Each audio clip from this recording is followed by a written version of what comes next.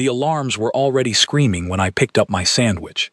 Red light pulsed across the training chamber walls, bouncing off steel and glass, and a voice from the overhead speakers announced that atmospheric toxins had reached lethal saturation. Around me, monitors blinked warnings in 6 different alien scripts. My skin prickled from the chemical haze drifting through the vents, and I sat there, on an overturned supply crate, unwrapping my lunch like I was at a park bench back home. Instructor Seth Vral stood behind the observation glass, her 4 eyes narrowed, her long fingers gripping the console edge so tightly the plating creaked. She had trained soldiers from a dozen worlds. She had broken warriors twice my size, made them beg to leave the simulation before the first 10 minutes were over. And now she was staring at a human, eating bread and cured meat, inside a chamber built to kill her in under 3 minutes. Voss, her voice crackled through my earpiece, sharp with disbelief. Your suit sensors say your heart rate is 58 beats per minute. Do you understand what is happening around you? I swallowed my bite before answering, because my mother raised me with manners even in near-death situations. Sure, I said. Toxic air, right? Rated lethal for coalition biology in 180 seconds. Then why, she said, each word measured like she was trying not to shout, are you eating? Lunch break was scheduled for now, I said. I saw it on the itinerary. There was a long pause. Somewhere behind her, I heard another instructor mutter something in a language I didn't know, followed by the unmistakable sound of a chair being pushed back too fast. To understand how I ended up in that chamber, you have to go back 3 days, to the moment I stepped off the transport shuttle and onto Coalition Training Station Veron 9.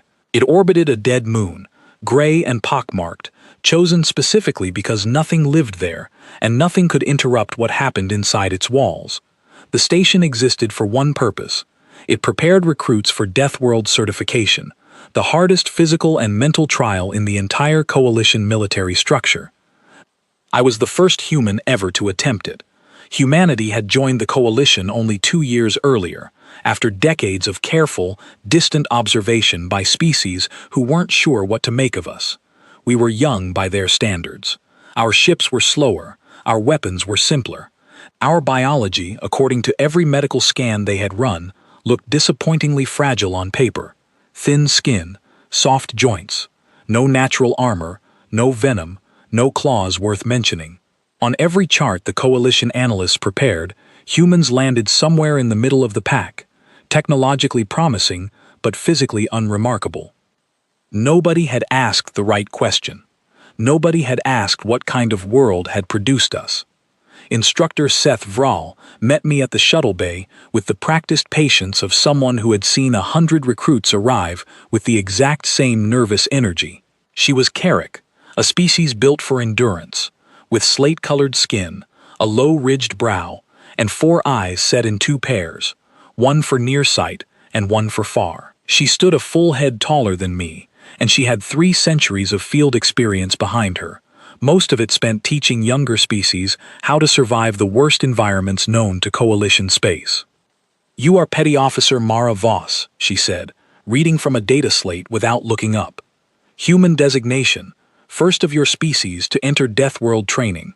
That's me, I said, offering a hand she didn't take. She finally looked up, studying my face the way you might study a puzzle missing half its pieces. I reviewed your species file last night, she said. Average bone density, average muscle mass, average reflexes. Your homeworld's gravity is unremarkable. Your atmosphere is breathable without assistance, which is rare, but not impressive on its own. I do not understand why your command staff volunteered you for this program. Because someone has to be first, I said. Might as well be me. She made a sound low in her throat that I would later learn was Carrick laughter, though at the time it just sounded like a growl. Deathworld training exists to simulate the 17 most hostile biomes cataloged across every world the Coalition has surveyed, she said. Radiation storms strong enough to unravel third-of nerve fibers in minutes. Pressure zones that collapse a Kelnari exoskeleton like wet paper. Toxic atmospheres. Extreme gravity wells. Predatory simulations calibrated to the fastest known apex hunters in the galaxy. We have had elite warriors weep before the first trial ends. We have had psionics lose consciousness from stress alone before a single hazard even activates.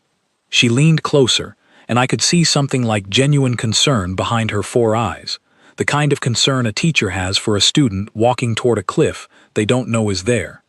"You will not survive the first hour," she said, not cruelly, but as simple fact, the way someone might tell you water is wet. "I have seen your biology. I have seen the numbers. There is no scenario where a species with your physical profile completes even the introductory phase." I thought about that for a moment, mostly because I was hungry, and it was almost lunchtime, and my mind does strange things when it's hungry. "Can I ask you something?" I said. She blinked, clearly not expecting the shift. "You may." "When's lunch?" Her 4 eyes did something complicated, somewhere between confusion and disbelief. "You are about to enter a simulation designed to end your life within the hour, and your question is about food." "Well, yeah," I said. "I skipped breakfast. I get cranky when I skip meals." She stared at me for a long moment, then simply turned and walked toward the training chamber entrance without another word, muttering something under her breath in her own language that I didn't understand, but that sounded suspiciously like a prayer. That's how the first trial began. No ceremony, no countdown, just a heavy door sliding open into a chamber built to look like the surface of a world called Ashkivar Prime, one of the harshest environments the Coalition had ever catalogued. Bright orange light simulated a sun too close to its planet. The air, thick and heavy with a chemical mixture that would strip the lungs of most species within minutes, hissed softly through hidden vents. Warning signs in a dozen languages lined the walls, all saying some version of the same thing. "Do not enter without full environmental protection." I wore a standard training suit, nothing special, nothing reinforced beyond the basic gear every recruit received. Seth Vral had made it clear this was intentional. The simulation was meant to test raw biological tolerance, not equipment. If my body couldn't handle it, no suit would save me. The door sealed behind me with a heavy clang, and the first wave of gas rolled through the chamber floor like fog over morning grass. I want to be honest about what I felt in that moment, because HFY stories sometimes make it sound like humans walk into danger without a single worry crossing their mind. That wasn't true for me. My heart did pick up. My hands did tighten. There is a primal part of every person that reacts to a warning label, no matter how calm the rest of you feels. But somewhere underneath that flicker of nerves, something steadier held the wheel. Call it instinct. Call it 40,000 years of practice. My body had been here before, in 1,000 different disguises, long before Coalition Training Station Veron 9 ever existed. Not exactly here, of course. Not this gas, this gravity, this orange light, but somewhere similar enough that my cells didn't panic the way the simulation expected them to. The gas reached my ankles, then my knees, then curled up around my waist like water rising in a tub. I watched the readout on my wrist display tick through Coalition biological thresholds, comparing me against average tolerances for 6 major species. Every single one of them, according to the display, should have already been in critical condition. My own vitals sat calm and steady, well within safe range. Through the observation glass, I could see Seth Vral leaning forward, her 4 eyes locked on the same readout I was looking at. Behind her, 2 other instructors had gathered, drawn by whatever alert had triggered on their side of the monitoring station. One of them, a broad-shouldered third-div officer with plated skin and a deep voice, said something that even through the glass I could tell was disbelief. I took a slow breath through the chamber air, testing it the way you might test bathwater with your toe. It smelled sharp and metallic, unpleasant, the kind of smell that makes your nose wrinkle without any real danger behind it. Uncomfortable, sure. Threatening, not particularly. That's when I remembered the itinerary posted outside the barracks that morning, the one listing scheduled mealtimes between training blocks. According to that schedule, lunch was set for exactly this hour. So I found a supply crate near the chamber wall, turned it on its side, sat down, and pulled the sandwich from my jacket pocket where I'd tucked it before the trial began. Simple bread, some kind of cured meat the mess hall served, nothing fancy. I unwrapped it slowly, aware of the eyes watching me from behind the glass, and took a bite. The chemical gas swirled gently around my boots. The orange light buzzed overhead. Somewhere in the chamber's control system, an alarm continued blaring the same warning it had been blaring since the trial began, informing anyone who would listen that lethal toxin exposure had reached 100%. I chewed, swallowed, and reached for the water bottle clipped to my belt. "Voss," came Seth Vral's voice again through the earpiece, quieter this time, almost careful, like she was afraid of spooking something she didn't understand. "Report your condition." "Little hungry earlier," I said. "Better now. Your vitals are stable." "Yeah, that is not possible." I looked up toward the observation glass, toward the shape of her standing there with her arms folded, 3 centuries of experience trying to make sense of a picture that refused to follow any rule she had ever learned. "Instructor," I said, taking another bite of my sandwich. With respect, maybe the rules were written for a different kind of world. She didn't answer right away. Behind her, I could hear other voices rising, other instructors crowding toward the glass, more alarms sounding from adjacent monitoring stations as word spread through the observation deck. Somewhere in that chamber, something long assumed about my species had just quietly, calmly, cracked down the middle, and I still had half a sandwich left. The chamber door didn't open when the first trial ended. Instead, the floor beneath my crate shifted with a low mechanical groan, and the orange light overhead snapped to a harsh white. A new voice crackled through the speakers, colder and more clipped than the automated safety warnings. "Trial 1, complete," it announced. "Proceeding to Trial 2. Gravitational calibration increasing to 60 times standard." I barely had time to finish my last bite of sandwich before the crate beneath me groaned and buckled flat against the floor, crushed by an invisible weight that pressed down on everything in the chamber at once. My knees buckled first, dropping me hard onto one hip, and for a moment, the air left my lungs in a single surprised huff. Through the earpiece, I heard Seth Vral's voice, sharper now, almost urgent. "Voss, report." I pushed myself up onto one elbow, testing the weight pressing against my chest like a stack of blankets, heavy, but not unbearable. My arms shook slightly as I forced myself upright, boots planted wide for balance. "Heavy," I said. "Give me a second." 60 times your homeworld's gravity should collapse your skeletal structure within 90 seconds, she said. "That is the baseline projection for every species we have tested at this calibration, including species with reinforced bone density 3 times your own." "Well," I grunted, forcing one foot forward, then the other, each step feeling like wading through wet sand. Guess I didn't read that memo. Behind the glass, I could hear more voices gathering, more instructors pulled away from their own training sessions by whatever alert system had begun flashing across the station's internal network. A third voice, low and gravelly, argued with someone about equipment malfunction, insisting the sensors had to be broken, because no unarmored body should be standing upright under that kind of pressure. I wasn't running any records. I wasn't feeling comfortable either, if I'm honest. My chest ached with every breath, like someone had wrapped a belt around my ribs and pulled it one notch too tight. My legs burned with the kind of deep muscle fatigue you get from carrying something far too heavy up too many stairs. But standing upright, moving forward one slow step at a time, wasn't impossible. Difficult, yes. Impossible, no. There's a reason for that, and it goes back further than anything in my training file. Long before humans built ships or stations or anything resembling the Coalition's technology, our bodies were shaped by a homeworld that never once stopped testing us. Earth's gravity wasn't the problem. 60 times standard gravity is nothing our biology evolved to survive on its own, not directly. But evolution doesn't build one trick at a time. It builds layers, stacking one survival mechanism on top of another until the final result can bend under pressure without breaking.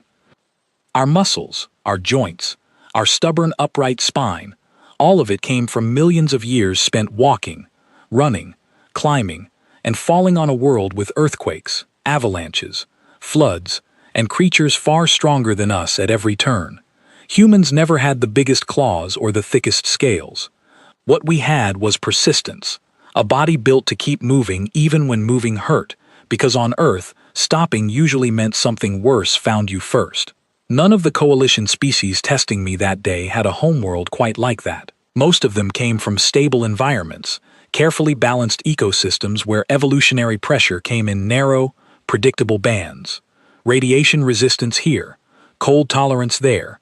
Nothing that demanded a body handle a dozen different threats all at once, all the time, with no warning and no mercy.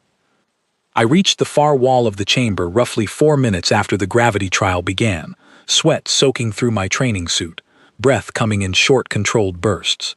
A single support strut jutted from the wall, meant as an emergency handhold for recruits who made it this far. I gripped it, steadied myself, and allowed my knees exactly 3 seconds of rest before pushing upright again. Trial 2 complete, the automated voice announced. Recruit exceeded time threshold by 300%. Recalibrating Trial 3. The gravity lifted all at once, and my body nearly floated off the floor with the sudden release of pressure, muscles that had been braced for a fight that suddenly ended. I stumbled forward, catching myself against the wall, laughing despite the ache settling into every joint. "You are laughing," Seth Vral said through the earpiece, her voice unreadable. "Feels good when it stops," I said, like taking off a heavy backpack. There was a pause, long enough that I wondered if she'd muted the connection. When she spoke again, her voice had lost some of its earlier certainty. Trial 3 begins in 60 seconds. It involves radiation exposure calibrated to coalition medical thresholds. I want you to understand something before it starts. Okay. I did not design this simulation expecting anyone to survive Trial 3 at full exposure, she said. It exists to establish a data point, a limit, so we know where a species' tolerance ends.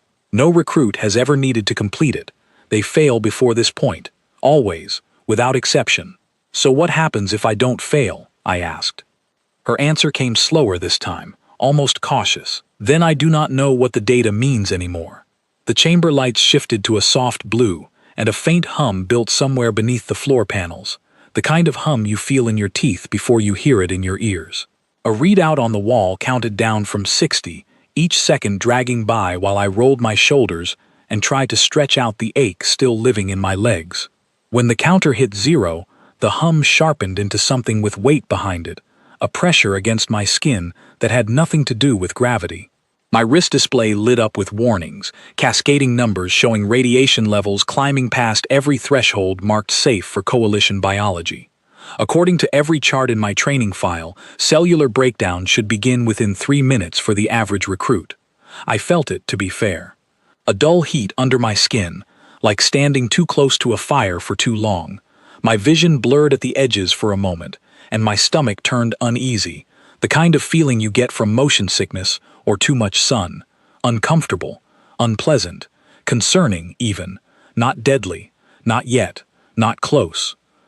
I found a bench along the chamber wall, sat down slowly, testing the ache in my legs, and pulled a ration bar from my jacket pocket, the one I'd grabbed that morning, just in case lunch ran long. I peeled back the wrapper, took a bite, and chewed slowly, while the counter on the wall kept climbing past every mark that should have already ended the trial. Behind the glass, I heard something crash, like a data slate dropped hard against a console. A new voice joined the channel, older, more formal, carrying the weight of rank even through the static. "Instructor Seth Vral," the voice said. "Explain what I am seeing." "Commander," she answered, and for the first time since I'd met her, I heard something in her voice that sounded almost like fear, though not fear of me, fear of being wrong about something she'd taught for 3 centuries. "The recruit is currently at 40 minutes into a trial, rated for 3 minutes of survivable exposure. She is eating." There was a long silence on the channel. "She is what?" the commander said. "Eating," Seth Vral repeated. "A ration bar. I believe it is meant for afternoon energy replenishment." Another silence, longer this time. "Pull the medical team," the commander finally said. "I want full scans the moment this trial ends. And Instructor, I want to know how a species with these biological markers produced a result like this." "I have a theory, Commander," Seth Vral said quietly, almost to herself, "though I am not certain I believe it yet." I finished my ration bar, brushed the crumbs from my training suit, and glanced up at the readout, still climbing steadily past marks I probably wasn't supposed to survive. The dull heat under my skin had settled into something manageable, background noise rather than emergency, and my earlier headache had faded into nothing more than mild fatigue. "Instructor," I said, keying the comm channel again. "Quick question." "Yes, Voss. Is there coffee after this? Because that gravity trial really took it out of me, and I could use a cup." The silence that followed lasted so long I genuinely wondered if the channel had cut out entirely. When Seth Vral finally answered, her voice carried something new, something that hadn't been there when I first stepped off the shuttle 3 days earlier. It sounded a little bit like respect. "I will arrange it," she said, "after the medical team clears you. Assuming, of course, you survive whatever Trial 4 has planned." "I'm sure it'll be fine," I said, settling back against the bench, watching the radiation counter climb toward numbers that, according to every rule she'd ever taught, should not have still had me sitting upright, chatting, and thinking about coffee. Trial 4's countdown began 30 seconds later, and somewhere behind that observation glass, I could hear an entire room full of instructors leaning forward at once, watching, recalculating, and slowly beginning to understand that everything they thought they knew about my species had just become a question rather than an answer. Word travels fast on a station with only 400 people aboard, and by the time Trial 4's countdown reached 0, the observation deck behind the glass had filled with faces I hadn't seen before. A Kelnari officer with pale, shimmering skin stood near the back, arms crossed, clearly skeptical. 2/3 of engineers argued quietly over a data slate, pointing at numbers that apparently didn't make sense to either of them. Even a pair of younger recruits, still in their basic training uniforms, had snuck up to the glass to watch, drawn by rumors already spreading through the barracks about the human who ate lunch inside a lethal radiation trial. I didn't know any of that yet. All I knew was that the chamber floor beneath me had gone dark, the blue light fading to almost nothing, and a low mechanical whir echoed from somewhere above. "Trial 4, the automated voice announced. "Pressure differential simulation. Depth equivalent, 4,000 meters." The air around me changed instantly, growing thick and heavy, pressing against my ears until they popped painfully, once, twice, a third time before settling into a dull ringing. My chest tightened, each breath requiring more effort than the last, like breathing through a straw pinched halfway shut. "This trial," Seth Vral said through the earpiece, her voice quieter now, more careful, like she was choosing her words with real thought behind them, was designed using data from a species called the Dorun, who evolved in deep ocean trenches. Their exoskeletons can withstand pressure that would crush steel. No land-based species has ever completed this trial without full mechanical support. "Good thing I'm stubborn then," I said, though the words came out strained, forced past the tightness in my chest. I won't pretend that one didn't hurt. The pressure trial was the first time since stepping into the chamber that I genuinely felt afraid, not of dying exactly, but of that dull ache turning into something worse if I pushed too hard, too fast. My ears rang, my vision pulsed at the edges with each heartbeat. I lowered myself carefully to sit against the chamber wall, back straight, and focused on breathing slow, controlled breaths, the way a distant memory of a swimming instructor had once taught me, years ago, in a pool that felt like a different universe compared to where I sat now. "Your heart rate is elevated," Seth Vral said. 92 beats per minute. "Yeah," I admitted. "This one's not fun. Do you wish to end the trial?" I thought about that for a moment, weighing the ache in my chest against the stubborn part of me that didn't like giving up on anything, especially not in front of a room full of people who'd already decided what I was capable of before I ever stepped through that door. "No," I said. "Just give me a minute." I sat there, breathing slow and deliberate, counting each inhale and exhale the way you might count sheep, and slowly, the panic that had started clawing at the edge of my mind settled back down into something manageable. The ringing in my ears faded to a dull hum. My chest still ached, but the sharp edge of it dulled into something I could work around, rather than something that controlled me. Here's the thing about growing up on a world like Earth, something I didn't fully understand myself until I sat in that chamber, working through the ache in my chest, one careful breath at a time. Our bodies didn't just develop tolerance to heat, or radiation, or gravity, one at a time, in isolation. We developed something harder to measure on any chart, something that doesn't show up clearly in a biological scan. We developed patience with our own suffering. Every human who has ever lived learned, in ways big and small, how to keep functioning through discomfort that didn't stop, whether that discomfort came from hunger, cold, exhaustion, grief, or fear. Not because we were particularly brave, and not because our bodies were built better than anyone else's in some simple, measurable way. We learned it because our world offered no other option. Stopping meant losing. Giving in to fear meant giving up ground to whatever came next, whether that was weather, sickness, distance, or each other. Over thousands of generations, that lesson wrote itself somewhere deep, somewhere that no medical scan could properly measure, tucked into the space between muscle and mind where willpower lives. The coalition species testing me that day came from worlds that, by comparison, had been kind to them. Stable climates, predictable seasons, environments where evolutionary pressure came in narrow, specific challenges rather than a constant, rotating gauntlet of everything at once. It wasn't their fault.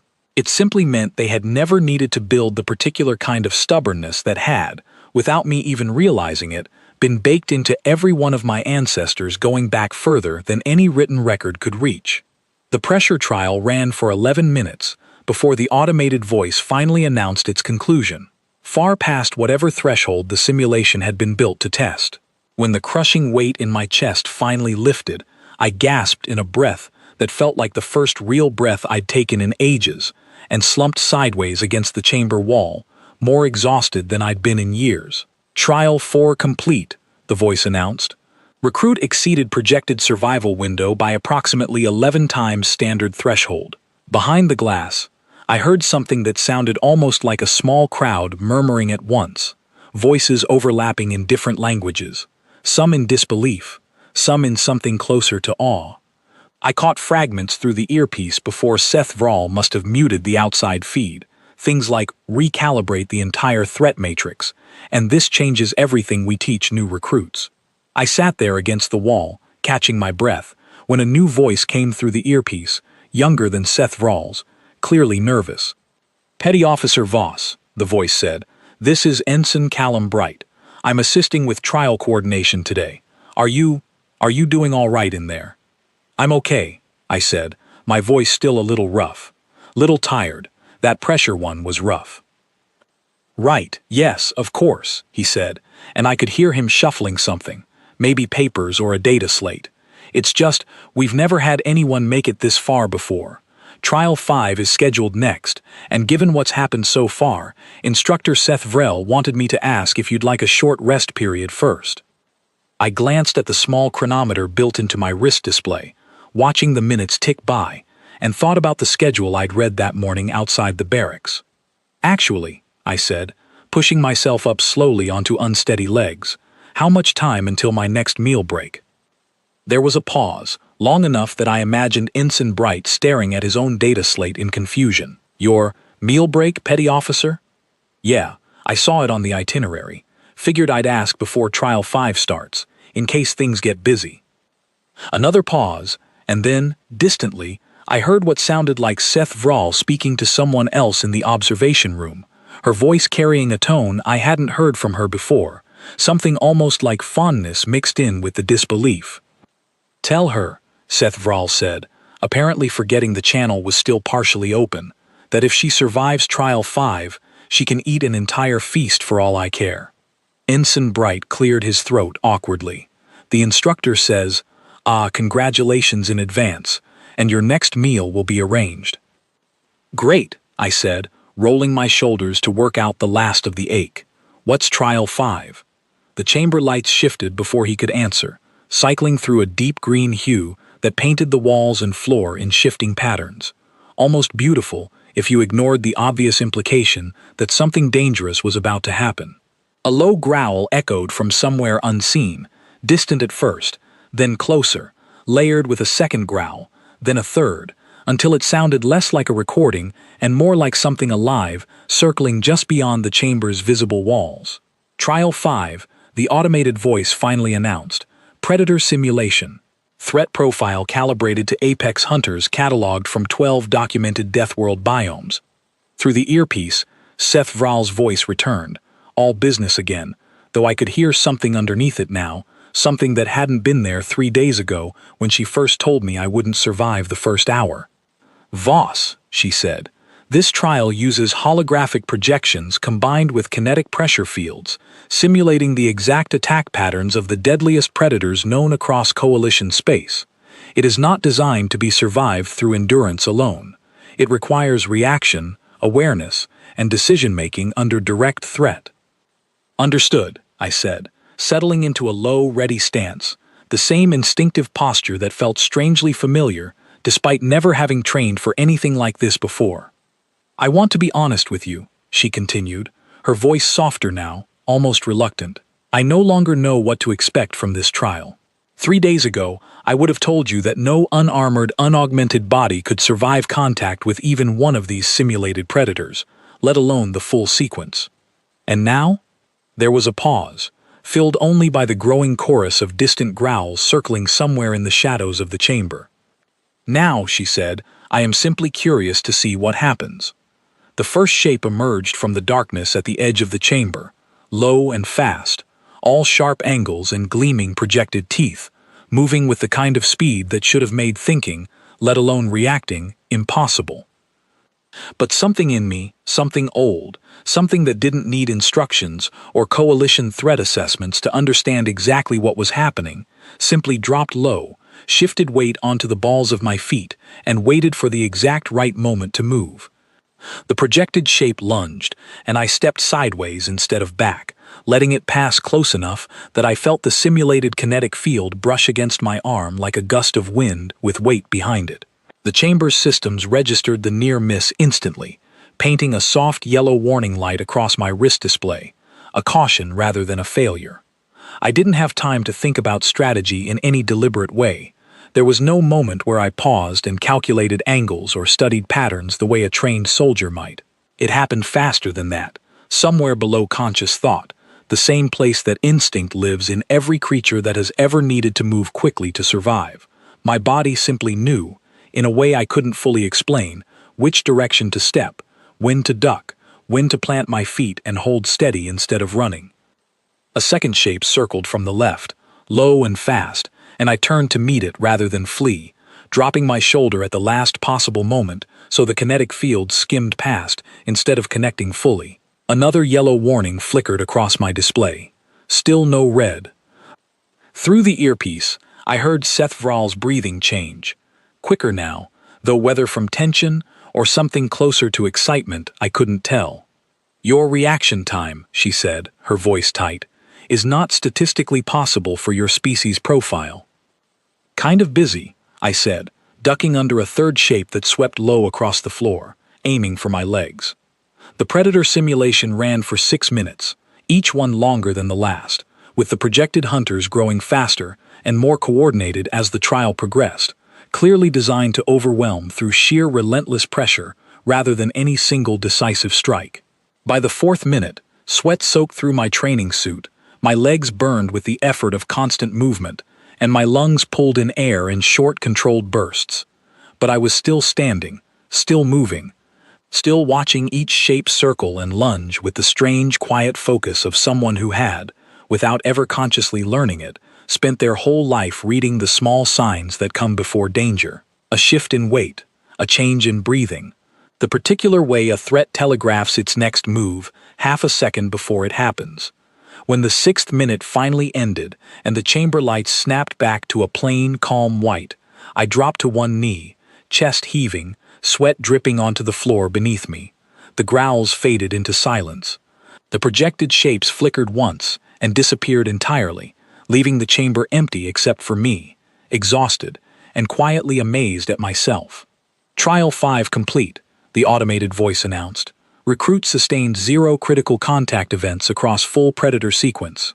For a long moment, nobody said anything at all. The silence stretched out, filling the chamber, and, I imagined, the observation deck beyond the glass, where an entire room full of instructors and officers stood processing what they had just watched. "Instructor," I finally said, still kneeling, still catching my breath. Did I pass? The response, when it came, wasn't from Seth Vrall. It came from a different voice entirely, the same older, formal voice that had spoken earlier during the radiation trial. Petty Officer Voss, the commander said, "Please remain in the chamber. Medical will collect you shortly. I would like you to join a debrief once you have rested."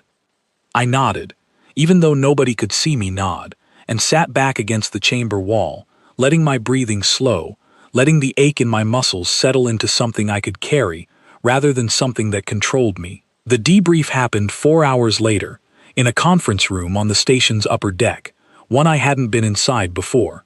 It was smaller than I expected, with a long metal table surrounded by chairs built for at least 3 different body types, and a wide view screen on the far wall currently displaying a frozen image from the Predator trial, my own figure caught mid-motion, ducking beneath one of the projected hunters.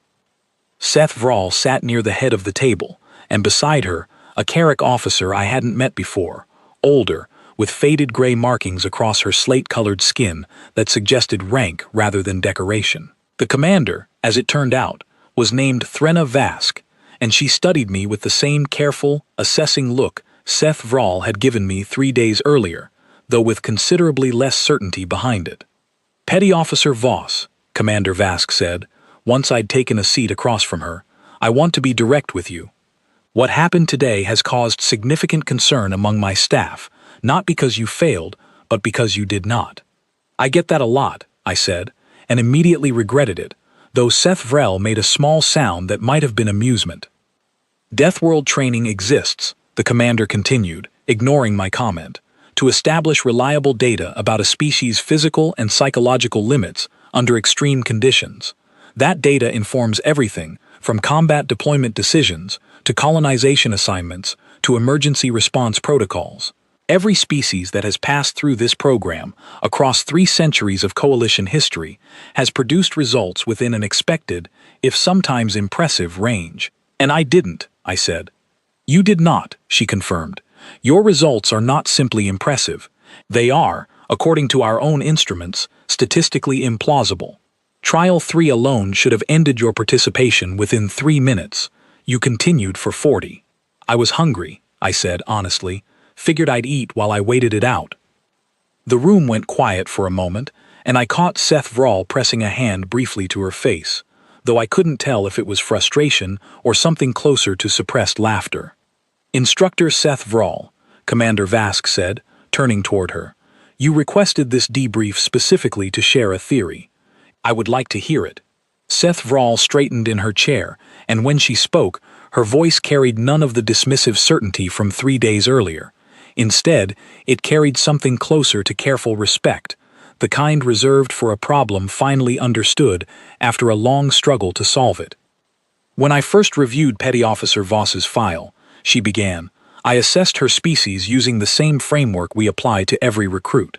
Physical markers, biological resilience thresholds, known environmental tolerances based on homeworld conditions. By every metric in that framework, humans are unremarkable.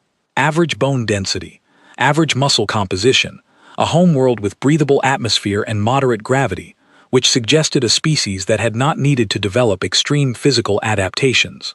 "And that assessment was wrong," Commander Vask said. "Not wrong," Seth Vrall corrected. "Incomplete. I measured the wrong variable. I looked at what humanity's homeworld demanded of their bodies in terms of pure physical resilience, the way we measure every other species. What I failed to consider was the variety and frequency of threats their homeworld presented, and how that variety, rather than any single extreme adaptation, shaped their tolerance." She gestured toward the frozen view screen image, toward my own figure caught mid-motion during the Predator trial. "Most Deathworld species we have documented," she continued, "evolved to survive 1 or 2 extreme specific pressures, radiation-resistant species from irradiated worlds, crushing pressure tolerance from deep ocean environments, extreme cold adaptation from ice-locked planets. Each of these species developed a narrow, deep specialization, a single powerful tool built for a single dominant threat. And humans," Commander Vask said slowly, "did not specialize. Humans generalized," Seth Vrall said. Their homeworld presented not one dominant threat, but dozens, shifting constantly, unpredictably, across every generation. Extreme weather, disease, competition from other predators, other humans, scarcity of food, scarcity of shelter. No single overwhelming pressure ever dominated long enough for one specialized adaptation to fully take hold. Instead, their species developed something broader, a moderate tolerance to nearly everything, combined with an extraordinary capacity to endure discomfort without losing function. I sat quietly through most of this, listening to someone describe my species in terms I'd honestly never considered before, not in any formal way. It wasn't wrong exactly. It just felt strange hearing it laid out so plainly, like listening to someone explain your own reflection back to you. There is something else, Seth Vral added, glancing toward me with something that might have been the beginning of genuine warmth, something the biological data alone does not capture. Go on, Commander Vask said. Attitude, Seth Vral said simply. Petty Officer Voss did not treat these trials as battles to survive through sheer force of will alone, though clearly that is part of it. She treated them as inconveniences. Uncomfortable, certainly, even frightening at times, but ultimately manageable, in the same way one might treat a difficult work shift or a delayed transport schedule. I do not believe that attitude is unique to her. I believe it may be common across her species, a result of thousands of generations spent enduring hardship as an ordinary, expected part of daily existence, rather than as an extraordinary crisis. Commander Vask turned to me directly, her expression unreadable. Is that accurate, Petty Officer? Did the trials frighten you? I thought about the pressure trial, about the tight ache in my chest, and the moment of real fear before I'd forced my breathing to slow. I thought about the radiation trial, the dull heat under my skin, the blur at the edges of my vision. Some parts, yeah, I admitted, the pressure one especially. But I've been more scared standing in a grocery store during a bad storm warning, not knowing if the power would come back on before the food spoiled. This was just a different flavor of the same thing. Uncomfortable, manageable, if you keep your head. Seth Vral made that low growling sound again, the one I now recognized as something between amusement and approval. Commander, she said, I would like your permission to recommend a full revision of the Deathworld training curriculum, incorporating human tolerance data as a new baseline standard, rather than treating this result as an outlier to be dismissed. Commander Vask studied the frozen image on the view screen for a long moment, then looked back at me, something shifting in her expression, moving from skepticism toward what looked, unmistakably, like respect. Granted, she said, and Petty Officer Voss. Yes, Commander. Welcome to a very short, very exclusive list of recruits who have completed full Deathworld certification on their first attempt. I let out a breath I hadn't realized I'd been holding, feeling something loosen in my chest that had nothing to do with the pressure trial. Thank you, Commander. Now, she said, standing, gathering her data slate, I believe Instructor Seth Vral owes you a meal. Seth Vral rose as well, and for the first time since I'd met her, something that looked almost like a smile crossed her features, awkward and unfamiliar on her Carrick face, but genuine all the same. Come, Petty Officer, she said. I believe you mentioned coffee. 6 months passed before I set foot on training station Veron 9 again, and when I did, almost nothing about the place looked the same. The shuttle bay, once quiet and mostly empty except for the occasional nervous recruit, now buzzed with activity. Crates of new equipment stacked along the walls, technicians running cable through freshly installed conduits, and a small crowd gathered near the main entrance, watching a group of new arrivals step off a transport with the same uncertain, wide-eyed expression I must have worn myself all those months ago. Every single one of them was human. Word had spread quickly after my certification, not just through military channels, though those moved fast enough on their own, but through something harder to measure, the kind of word that travels between species who suddenly find themselves reconsidering an assumption they'd carried for years without ever questioning it. The coalition had built an entire framework for understanding the galaxy's threats and tolerances, and that framework had just been quietly, thoroughly rewritten because one recruit ate a sandwich in the wrong place at the wrong time. Commander Threnna Vask met me at the entrance, her expression far warmer than the guarded caution I remembered from our first debrief. "Petty Officer Voss," she said, though there was a note in her voice suggesting she knew that title wouldn't last much longer. "Welcome back. I understand congratulations are in order." "Word travels fast," I said, shaking her offered hand. "Faster than you might think," she said, a small smile crossing her face. "Your promotion to full instructor status was approved this morning.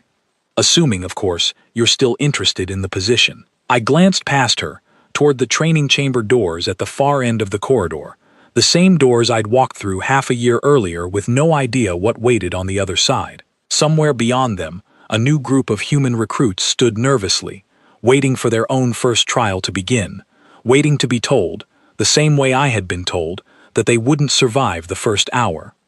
"I'm interested," I said. "Where's Seth Vral?" "Waiting for you," Commander Vask said. She insisted on being the one to walk you through the new curriculum. I found Seth Vral in the observation deck, overlooking the main training chamber, standing at the same console where she'd once watched me eat lunch inside a toxic atmosphere, disbelief written across every one of her 4 eyes. Now, that disbelief had settled into something calmer, more settled, the expression of someone who had spent 6 months studying a mystery and finally begun to understand its shape. "Voss," she said, turning as I approached, and there was genuine warmth in the way she said my name now, nothing like the flat, clinical tone from our first meeting. "You look well." "Feeling good," I said. "Heard congratulations are in order for you too." "New curriculum, right?" "A significant portion of it, yes," she said, gesturing toward the chamber below, where I could see technicians making final adjustments to the trial equipment, calibrating settings on panels that had once been fixed at levels no human should have survived. "After your certification, the Coalition Training Command commissioned a full review of Deathworld training protocols, incorporating data from your trials alongside additional testing from several other human volunteers over the past 6 months. How'd they do?" I asked. "Remarkably well," she admitted. "Not identical to your results, understand. Individual variation exists within your species just as it does within any other, but consistently, across every volunteer tested, we observed the same pattern. Moderate tolerance across nearly every hazard category, combined with psychological resilience under prolonged discomfort that exceeded every other species we have documented." She pulled up a display on the console, showing a chart I hadn't seen before, comparing tolerance thresholds across a dozen different species, humans included. Where most species showed sharp spikes of resistance in 1 or 2 narrow categories, the human data line moved steadily across nearly every category at once, never reaching the highest peaks any single specialized species achieved, but never dropping dangerously low either. "We have begun calling it the generalist tolerance profile," she said. "Command wanted something more clinical, but I confess I rather like the simplicity of it. Your species did not evolve to survive one specific nightmare. You evolved to survive nearly anything, provided you were given enough time to adjust and enough stubbornness to keep moving." "Stubbornness," I repeated. "That the technical term now. It is the term I intend to use in my own lectures, regardless of what Command prefers," she said, and there was that low growling laugh again, warmer now, more familiar. I looked down at the chamber below, watching the technicians finish their calibrations, watching a small group of new human recruits being led toward the entrance by a young officer I didn't recognize.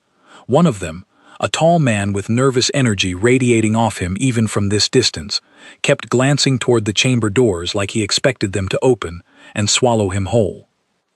"They look terrified," I said. "As you should have been," Seth Vral said. "Terror is not weakness, Voss. It is simply information, telling you that something dangerous stands in front of you. What matters is what a person does with that information. And what should they do with it?" She considered the question for a long moment, watching the same group of recruits shuffle nervously toward the entrance below. "Whatever they need to," she said. "Some will meet fear with careful preparation, studying every detail before they act. Others will meet it with quiet determination, refusing to look away no matter how uncomfortable the moment becomes. And I suspect, knowing your species now as I do, that at least one of them will meet it by asking when lunch is scheduled. I laughed at that, and for a moment, standing there in the observation deck with the same alien instructor who had once told me I wouldn't survive the first hour, something settled comfortably into place. The strange, quiet satisfaction of watching an old assumption finally give way to something closer to the truth. The new curriculum launched officially 3 days later, and I stood beside Seth Vrall in that same observation deck, watching the first group of human recruits step through the chamber doors, into a trial calibrated slightly differently now, adjusted based on 6 months of careful research rather than assumptions borrowed from entirely different species. The nervous man from before, whose name I later learned was Daniel Okafor, made it through the first 3 trials with white-knuckled determination, sweat soaked through his suit, but steady, focused, refusing to stop even when the ache in his legs clearly begged him to. A woman named Priya Sharma, calm and quiet, moved through the radiation trial with an almost meditative stillness, her heart rate barely rising above resting levels according to the monitors. A third recruit, a broad-shouldered man named Ellis Grant, made it through the Predator simulation with a kind of loose, easy confidence that reminded me uncomfortably of myself, 3 days into my own trials. None of them ate lunch in the middle of a hazard trial. Not exactly, though Priya Sharma did pause partway through the gravity trial to calmly ask if the scheduled meal break was still happening on time, which earned her a look from Seth Vrall that mixed exasperation with something suspiciously close to pride. Watching them, I found myself thinking about everything that had led to that moment, not just my own trials 6 months earlier, but everything further back, threads stretching across generations I'd never met, people who had survived storms and sickness and scarcity, and each other, long before anyone imagined a galaxy full of other species, long before anyone built a station like Veron 9 to test what a body and mind could endure. Humans didn't pass Deathworld training because we were stronger than every other species in the coalition, or smarter, or somehow superior in ways that made for a good story. We passed because our homeworld had already been running this exact test on us for longer than any of us could properly measure, without warning, without instructions, and without the smallest hint of mercy. Every generation before mine had faced some version of these trials already, wearing different masks, under different names. Storms instead of gravity wells, sickness instead of radiation, scarcity instead of hunger, timed precisely to interrupt a lethal simulation. The Coalition built a careful, calibrated simulation, designed with centuries of data and genuine scientific rigor, meant to reveal the outer limits of what a species could survive. Earth had already built us, slowly, patiently, without any simulation at all, using nothing but time and pressure and the simple, stubborn refusal of countless generations to give up when giving up would have been so much easier. Seth Vrall must have noticed something in my expression, because she stepped closer, following my gaze down toward the chamber floor, where Daniel Okafor had just staggered through the final trial, exhausted but upright, grinning despite himself. "You are thinking something," she said. "Just remembering," I said, "how this all started. With a sandwich," she said, "in the middle of a toxic atmosphere trial. Basically, yeah." She was quiet for a moment, watching the new recruits gather near the chamber exit, medical staff moving between them, checking vitals, offering water, the same careful attention I remembered receiving myself. "I owe you an apology, Voss," she said finally. "When we first met, I told you that you would not survive the first hour. I said it with complete confidence, based on decades of experience and every piece of data available to me at the time.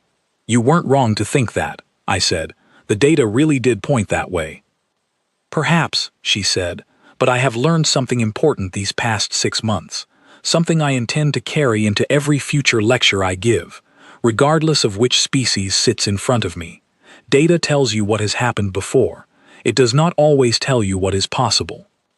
I thought about that for a long moment, watching the last of the new recruits step out of the chamber, watching Priya Sharma glance immediately toward the mess hall corridor, clearly thinking about that scheduled meal break she'd asked about earlier.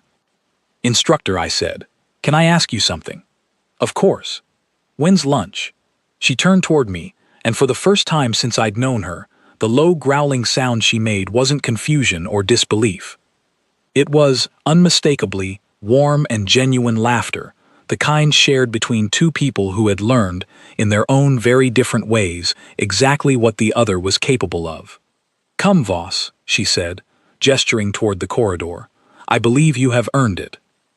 We walked together toward the mess hall, past the new recruits still catching their breath, past technicians already resetting the chamber for the next trial, past a station that, 6 months earlier, had never once imagined that an entire framework built across 3 centuries of careful study could be quietly, permanently changed by one recruit who simply refused to treat danger as anything more dramatic than an inconvenience standing between her and her next meal.